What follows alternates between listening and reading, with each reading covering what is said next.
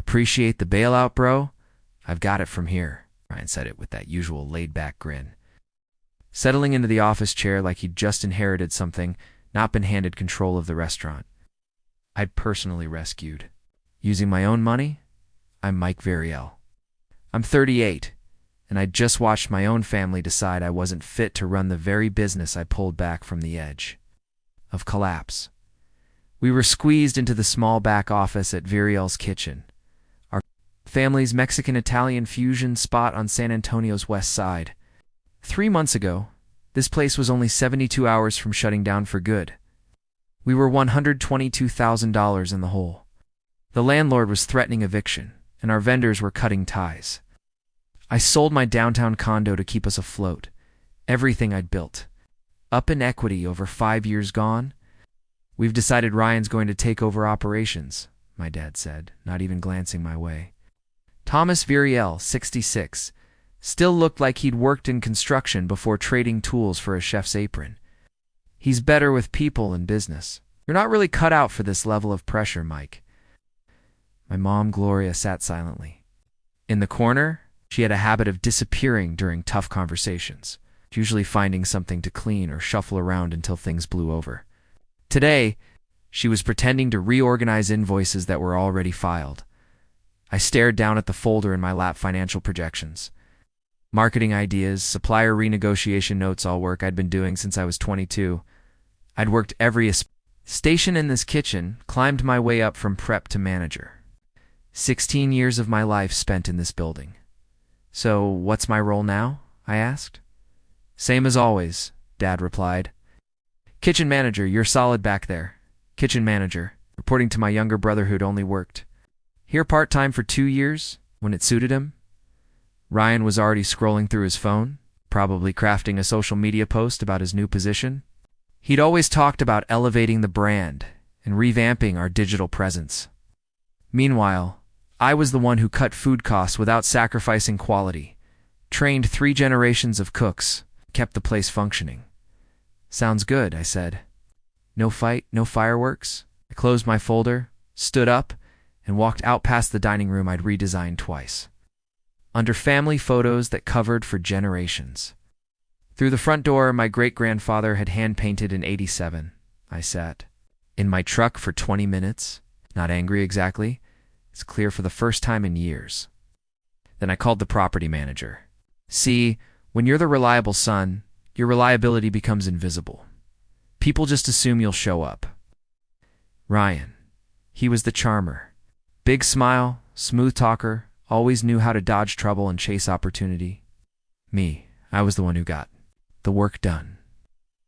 When my parents opened Betrayal's Kitchen back in 1999, I was 14. Ryan was 11. I started washing dishes that first summer and never really stopped. By 18, I was doing prep. By 25, I managed staff.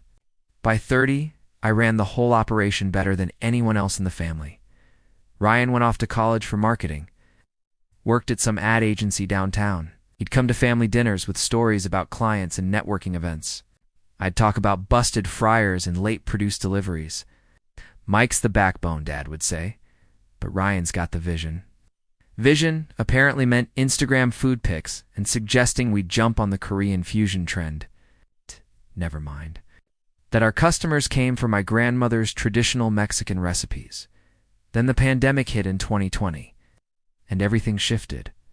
Within 2 months, we'd lost 60% of our revenue.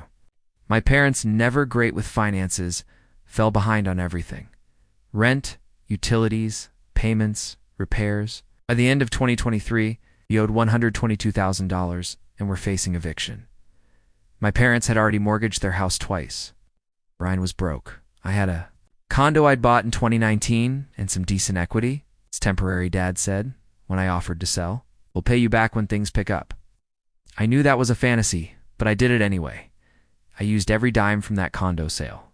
To save the restaurant, the landlord put the lease in my name. Made sense I was footing the bills. I didn't even think about it. We were family, but over those next 3 months I started to see things differently. Ryan showed up late, left early, spent most of his time taking photos. When something broke, I fixed it. When vendors had issues, they called me. When staff needed anything, they came to me. But Dad, he looked at Ryan and saw potential. Looked at me and saw routine. That day, after the meeting, I didn't go home. I ended up sitting on a bench by the river in Brackenridge Park, reflecting. On the past 16 years, it wasn't a dramatic realization. It's just the quiet kind that's always been there, waiting to be acknowledged. My family never saw me as leadership, just support. I handed them projections, strategies, and solutions. They said I wasn't built for pressure, even though I'd handled pressure better than anyone. Ryan got to lead because he made people laugh. My phone buzzed. Property manager, Mike, got your message. You had questions about the lease? Yeah, I said. What would it take? To restructure the management legally? You're the leaseholder. As long as rent's current, you can run it how you want. I told him about Lucia Ortega, line cook I'd been mentoring. Insanely talented, growing a solid online following, even got a shout out from Food Network. She'd been looking for a partnership opportunity. How fast can this happen? I asked. Couple days if you've got the paperwork ready. You want to check with your family first? No, I said. Don't think I do. That night I called Lucia. Hey, it's Mike from Virel's Kitchen. You have a few minutes? Of course, she said. You still looking for the right kitchen to partner on? Yeah. Why? How about an equal partnership? Your name on the sign. Full creative control of the menu. Long pause. Are you serious? Completely. I can have the papers ready by Thursday. What happened? I finally stopped pretending my family respected me. You sure you want to do this? Want to build something with someone who earned it? When do we start? Thursday morning.